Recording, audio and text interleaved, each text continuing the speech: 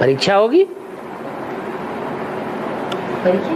परीक्षा होगी। कौन संभाल करते हैं, कौन भाग जाते हैं, पता कैसे चलेगा कौन जिम्मेवार है कौन गैर जिम्मेवार।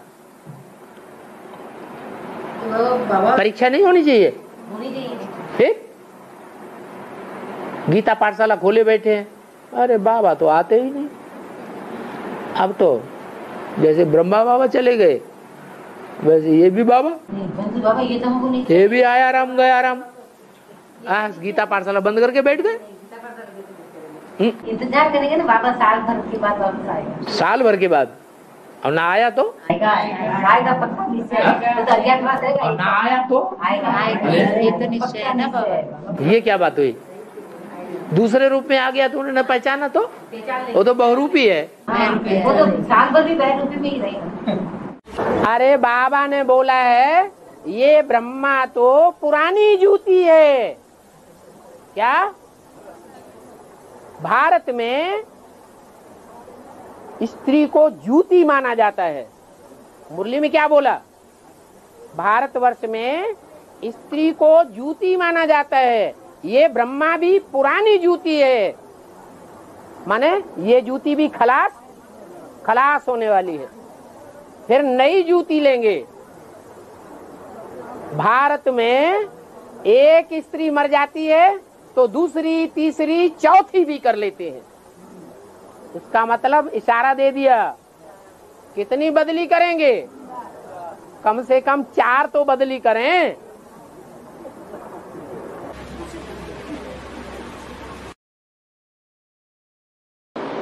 मनुष्य आत्माएं तो ज्यादा से ज्यादा एक कल्प में 84 शरीर बदल देती है।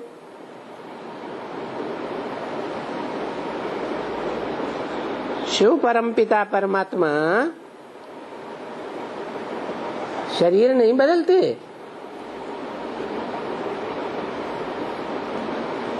अरे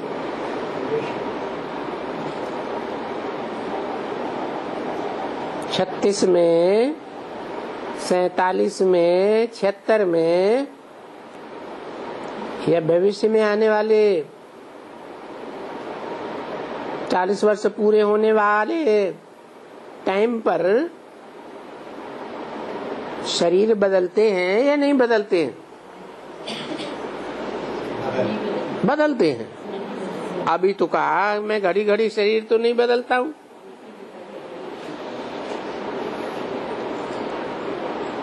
तुम बच्चे आत्माएं घड़ी घड़ी शरीर बदलते हो।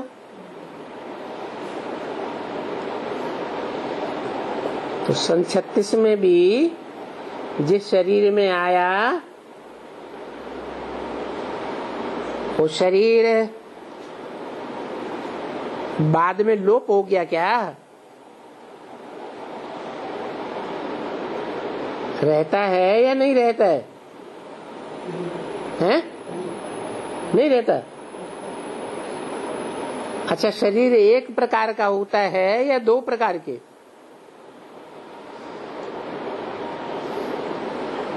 है?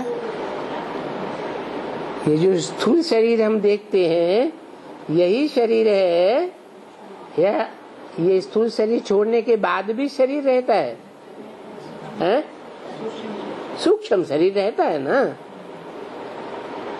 तो मैं तो मुकर्रर रथ में आता हूँ। सूक्ष्म शरीर जो वाइब्रेशन वाला शरीर है वो तो खलास नहीं होता, भले दूसरा जन्म ले, 84 जन्म ले, सूक्ष्म शरीर तो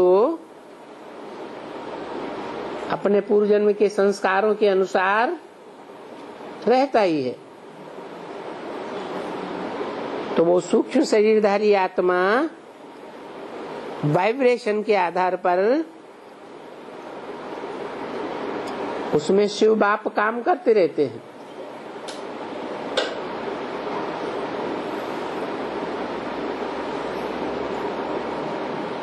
छत्तीस में भी आए, ज्ञान का बीज डाला। जो ज्ञान का बीज डाला वो भी तो एक वाइब्रेशन है।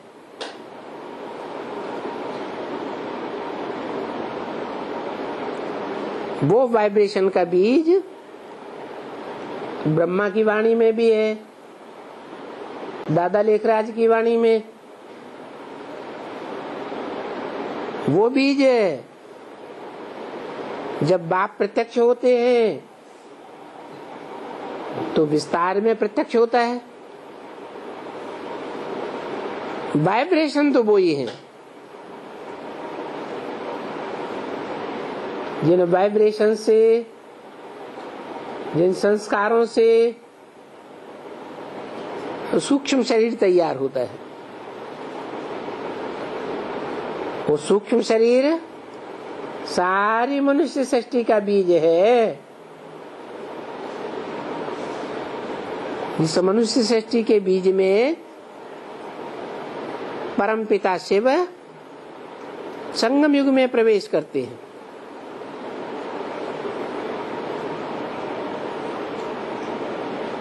वो एक ही बार आते हैं।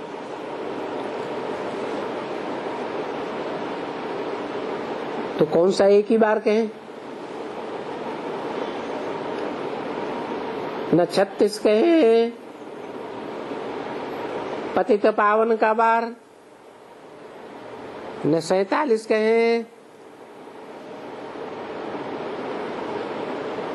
न 76 कहें, क्योंकि इस सृष्टि पर पहले से पहला नई सृष्टि में जो संपन्न रूप तैयार होता है वो तो विष्णु है। तो मधुवन में तो तुमको बहुत फुर्सत है, क्योंकि यहाँ कोई धंधा आदि तो है नहीं। बाहर की दुनिया में तो धंधा धोरी लगा पड़ा है। यहाँ तो सभी योगी रहते हैं, तो योग से आत्मा पावन बनती है। कोई भी छीछी याद बुद्धि में नहीं आवे। सुप्रीम शांति, जब सुप्रीम शांति हो जाएगी फिर नाम रखेंगे टावर ऑफ साइलेंस। किसका? किसका नाम रखेंगे? महामधुवन का। कहाँ होगा? अरे जरूर माउंट आबू में ही होगा। जो टावर बनते हैं शहरों शहरों में, टावर होते हैं ना, तो जो नंबर 1 टावर होंगे वो फिर वहां जावेंगे। पिछाड़ी को तुम्हारी ऐसी अवस्था हो जाएगी कि तुम नंबर 1 टावर बन जावेंगे और बहुत ही खुशी से शरीर छोड़ेंगे। अंतमते सुगति हो जाएगी। कितने होंगे जो खुशी खुशी में ही शरीर छोड़ेंगे, कोई प्रकार का गम उनको आवेगा ही नहीं। अरे जरूर 8 होंगे। उनकी बुद्धि में तो रहेगा ना कि कहाँ ये शरीर छूट जाए बाबा की याद में, तो हम बाबा के पास चले जावे। याद करते करते ही घर पहुंच जावेंगे। इतनी याद गहरी हो कि शरीर का भान भी ना आवे। फिर तुमको कुछ भी दुख नहीं रहेगा। आधा कल्प के लिए दुख खलास। ये दुख भी कर्म भोग है। कैसे? कोई दुख आता है तो क्या समझना चाहिए कि हमारे पूर्व जन्मों का कर्मों का हिसाब किताब है। हमने जरूर ऐसे कोई कर्म किए हैं जिसके आधार पर हमको ये दुख मिल रहा है। इसलिए सर्प की खल का मिसाल देते हैं। सर्प देखते हैं कि अब हमारी नई खल तैयार हो गई है, तो पुरानी खल को छोड़ देते हैं। पुरानी खल छोड़ने में कोई देरी थोड़ी ही लगती है। तो तुमको ही ऐसे ही होकर के जाना है, एक शरीर छोड़ दूसरा धारण करना है। ये प्रैक्टिस तुमको यहां करनी है। ये विकारी नमूने नहीं जाते हैं वहां गर्भ में, वहां तो योग बल है ना, आत्मिक स्थिति रहती है, तो योग बल से जाते हैं। इसलिए कहते हैं कि वो अमर हैं। आप ही हम बैठे हैं, अभी बुढ़ा हो गया हूँ, आत्मा कहती है बुढ़ा हो गया हूँ, शरीर पूरा हो गया, साक्षात्कार हो गया है। मैं अभी जा करके छोटा सा बालक बनूंगा, तो गोया आप ही शरीर को छोड़ करके आत्मा भाग करके जा करके वो छोटे से बालक में प्रवेश करती है। वे जो गर्भ में प्रवेश करते हैं, वहां नई दुनिया में तो उस गर्भ को गर्भ महल कहा जाता है। क्यों महल कहा जाता है? क्योंकि उनको कुछ पाप तो है नहीं, जो वो पाप भोगे और गर्भ जेल कहा जाए, इसलिए वो महल कहा जाता है। तो महल में, गर्भ महल में बड़े आराम से रहते हैं, कोई भी दुख की बात कुछ होती नहीं, समझा ना? क्योंकि मां को भी दुख नहीं होता है, बालक को भी दुख नहीं होता है, वो तो उनका हिसाब किताब ऐसा रहता है, दुख की बात ही नहीं। और ना वो माता कोई ऐसा गंध खाती है जिससे वो अंदर में बीमार हो जाए, दुख सहन करना पड़े। यहाँ तो माताएं बहुत गंध खाती है,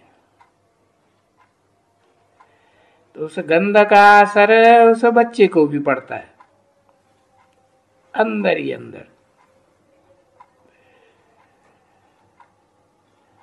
तो बाप बैठ करके वहां नई दुनिया की रस्म भी थोड़ी समझाते रहते हैं बच्चों को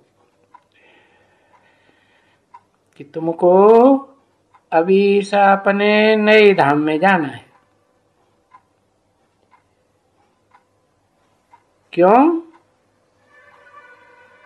दुनिया तो वही है, बदलती है, जैसे और जरूर बदलेगी ना बच्चे। नई से कोई चीज पुरानी तो होगी ना, तो हर एक चीज बदलती जरूर है। ये तो तुम जानते हो है कि अच्छे कर्म करते हो, है? सबसे ज्यादा अच्छे कर्म तो कौन करते हैं?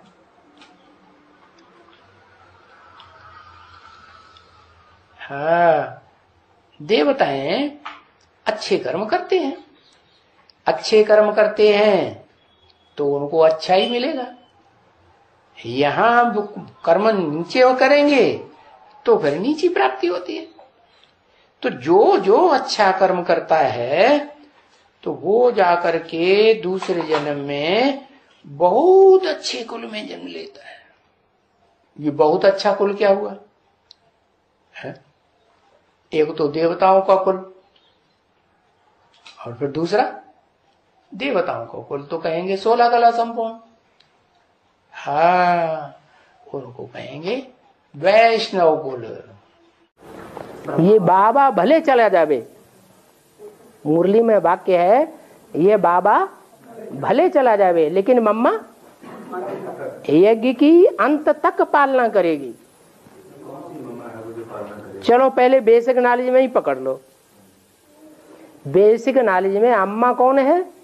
ऐसे तो नहीं है कि बेसिक के महावाक्य झूठे साबित हो जाएंगे, बेसिक में भी तो सच्चे साबित होंगे। तो बेसिक में मम्मा कौन और बाबा कौन? ब्रह्मा बाबा बाबा, और मम्मा ओम राधे सरस्वती। वो तो शरीर छोड़ दिया उन्होंने पहले ही, मम्मा ने पहले शरीर छोड़ा और बाबा ने बाद में शरीर छोड़ा।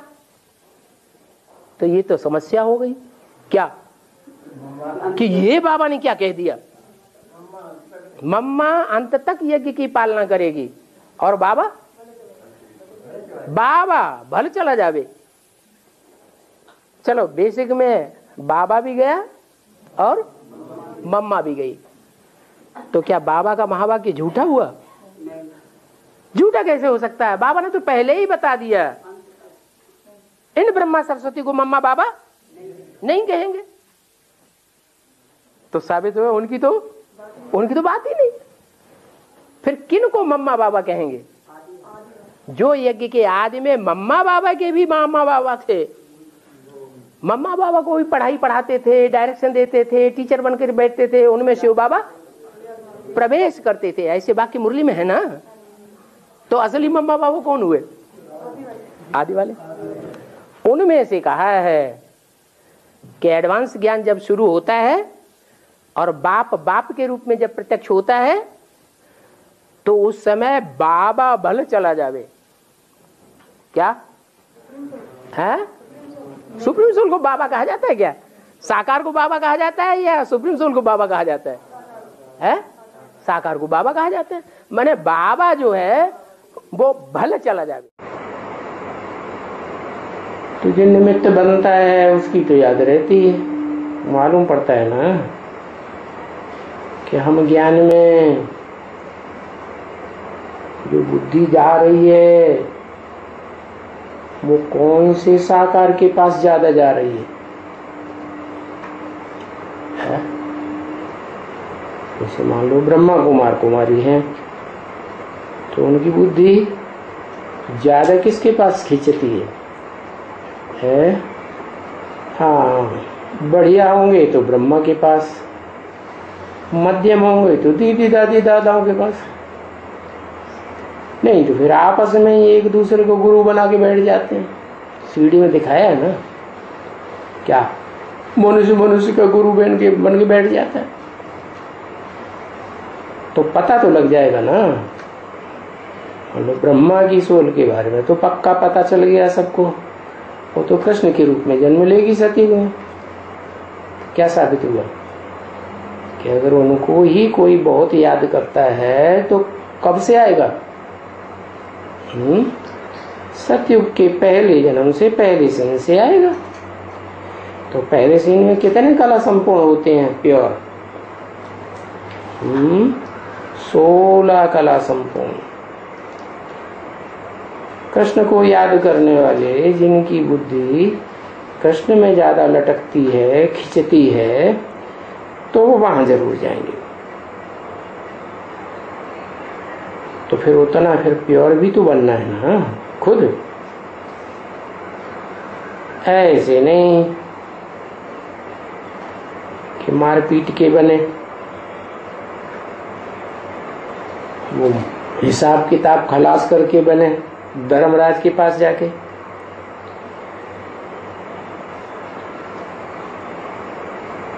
तो अच्छे से याद करना है। वो याद नहीं होगी तो फिर सजा खाएंगे। क्योंकि बच्चे जाना तो सभी को है वापस ना है।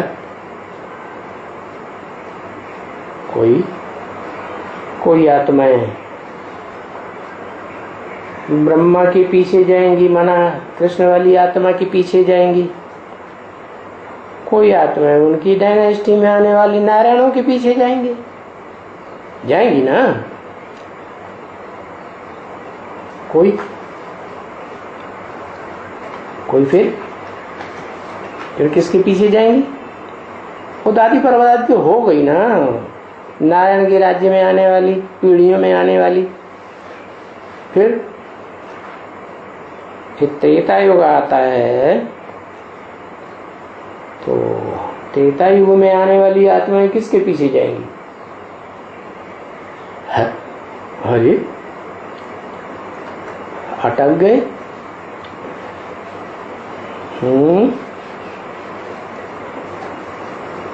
त्रेता युग में जो आएंगी कम कला वाले देवता तो सभी जानते हैं कि हाँ सत्युग के बाद कम कलाएं हो जाएंगी किसके पीछे है? दो तरह की है। एक तो वो आत्माएं हैं जो पहले से जन्म लेती हुई आ रही है, त्रेता में सत्युग से ही जन्म लेके आ रही है। और दूसरी वो है जो एकदम सत्य की दुनिया को भी क्रॉस करके, पूरा कल्प क्रॉस करके वैकुंठ लोक से आती है। क्या सत्युग से भी पहले क्या होगा? वैकुंठ होगा, जिसे मुसलमान लोग कहते हैं जन्नत, क्रिश्चियंस कहते हैं पैराडाइज। तो इन्होंने पहचाना होगा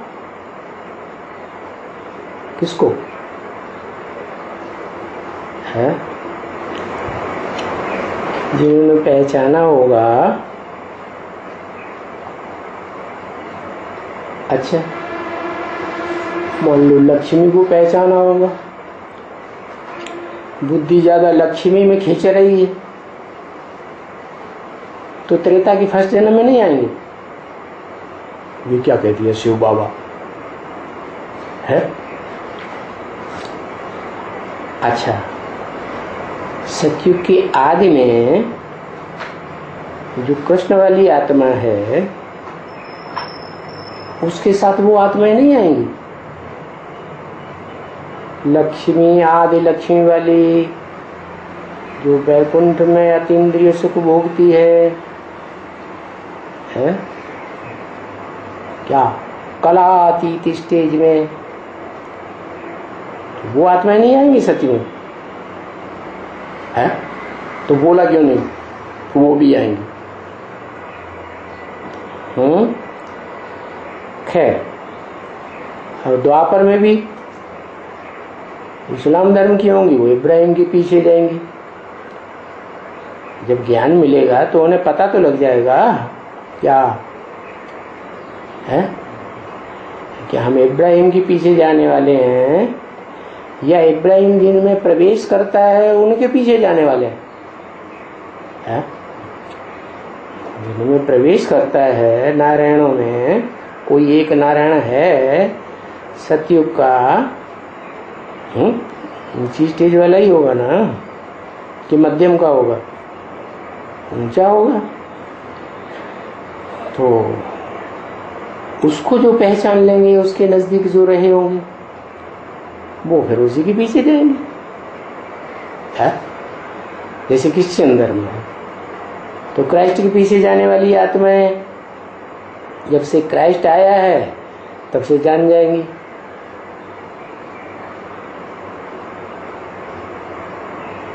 क्या जान जाएंगी? कि हमको क्राइस्ट के पीछे जाना है। लेकिन जिन्होंने जान लिया क्राइस्ट तो जीसस में प्रवेश करता है, जीसस तो उससे भी ज्यादा पुराना हो गया है। और ज्ञान मिलेगा तो ये भी जान जाएंगे वो जीस वाली आत्मा सतयुग में आती है कि नहीं आती, जानेंगी ना। तो वो फिर उस नारायण को पहचान लेंगी कहाँ, संगम में ही, और उसके पीछे जाएंगी। तो वापस जाते समय सबके अपने अपने ग्रुप होते हैं क्या है? हाँ, फिर राम सीता वाली आत्माएं किसके पीछे जाएंगी?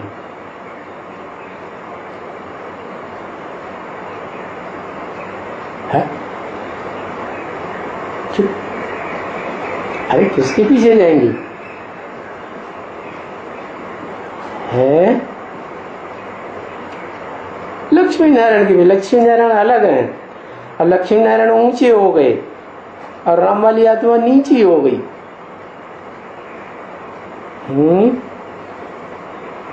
ये क्या बात है? और लक्ष्मी नारायण में भी तो अव्वल नंबर का लक्ष्मी नारायण या बाद वाले लक्ष्मी नारायण? अव्वल नंबर का तो आदि नारायण कहा जाता है। तो आदि नारायण ऊंचे हो गए और राम वाली आत्मा नीचे हो गई। तो बहुत बढ़िया ज्ञान उठाया। क्यों? अरे राम वाली आत्मा, सीता वाली जिसको कहते हैं, राम सीता, त्रेता में पहला गद्दी जमाई जाएगी तो उसमें जो राम सीता नाम पड़ेगा तो वो आत्माएं तो कल पूर्व से ही है, सती की दुनिया को बनाने वाली ही है मिलजुल करके। तो उनमें जिनकी बुद्धि लटकी रही होगी वो तो उन्हीं के पीछे जाएंगी। लेकिन फिर जिनको राम सीता कहा जाता है या कोई दूसरा नाम भी है तो वो किसके पीछे जाएंगे? और उनमें भी दो नंबर है ना, एक राम वाली आत्मा और एक सीता वाली आत्मा। तो जो राम वाली आत्मा किसके पीछे जाएगी या सीता वाली आत्मा किसके पीछे जाएगी?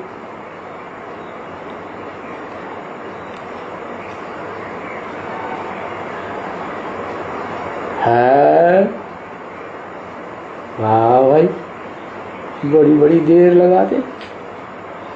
राम वाली आत्मा, हाँ क्या राम वाली आत्मा शिव बाबा के पीछे जाएगी। वाह भैया, वो कौन सा शिव बाबा है जिसको बाबा भी कहा जाए? कोई और शिव बाबा है? राम वाली आत्मा खुद शिव बाबा नहीं बनती है तो और कोई जो शिव बाबा के पीछे जाएगी? वाह भाई, अरे शिव बाप के पीछे जाएगी ना। हाँ, तो वापस तो सभी को जाना है, लेकिन अभी ये पता लगाना है कि हमें किसके पीछे जाना है। वापस जाना है तो किसके पीछे जाना है? सबको जाना है वापस, सब सारी दुनिया की आत्माओं को वापस जाना है। और जाना है नंबरवार, एक के पीछे एक। जैसे माला होती है ना, एक दाना ऊपर एक दाना नीचे, फिर उसके नीचे, फिर उसके नीचे, तो नंबर बन गए ना। तो ऐसे ही सबको जाना। रुद्रमाला बड़ी थी बड़ी कितने की है?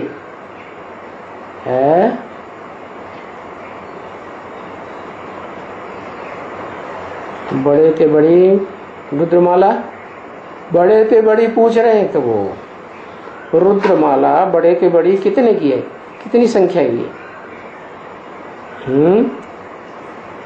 है? तो रुद्रमाला बड़े ते बड़ी है 500-700 करोड़ की सारी रुद्रमाला है।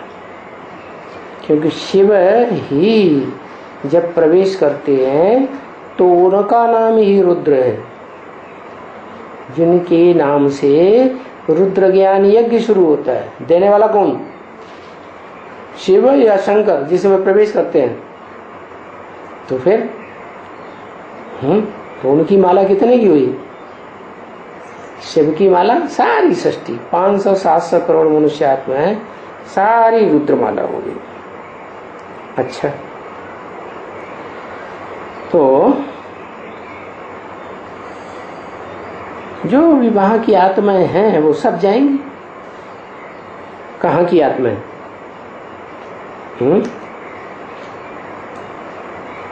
कहाँ की आत्माएं? वहां की माने परम धाम की, सुप्रीम एबोड की जो भी आत्माएं हैं वो सब वापस जाएंगे।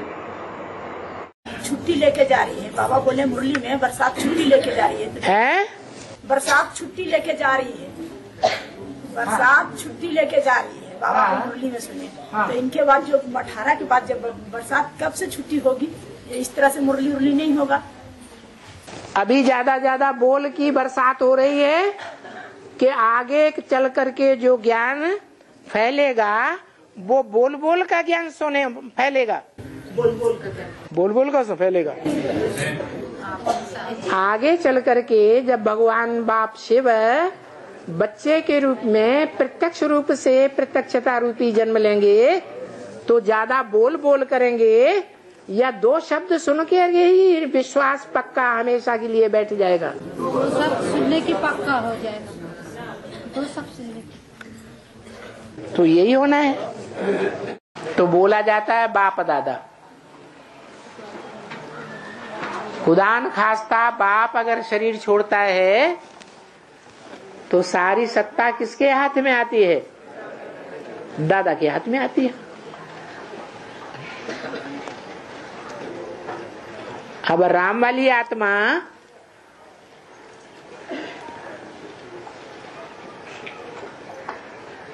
पुरुषार्थ कब पूरा करती है? कोई टाइम लिमिट बताई है क्या? 40 वर्ष। तो पुरुषार्थ पूरा करेगी तो देह का पार्ट बंद हो जाएगा या चालू रहेगा? देहवान खलास तो देह का पार्ट भी खलास। फिर वो देह रहेगी या नहीं रहेगी? फिर कौन उसके द्वारा पार्ट बजाएगा? है कौन? अरे वो तो प्रैक्टिकल में देह को त्याग दिया। तो बाप कहते हैं पहले सूक्ष्म सृष्टि रचता हूं। वो सूक्ष्म सृष्टि कोई सदगति नहीं है। मनन चिंतन मंथन के आधार पर नई दुनिया का नक्शा तुम्हारी बुद्धि में तैयार करता हूं।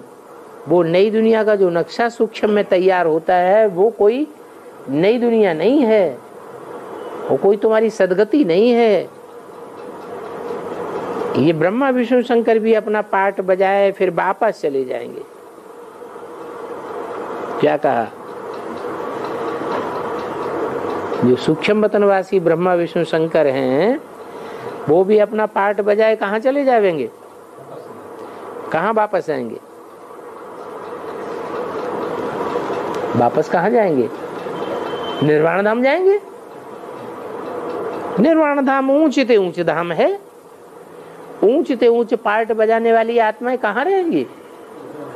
ऊंचे ऊंचे धाम में ही रहेंगी।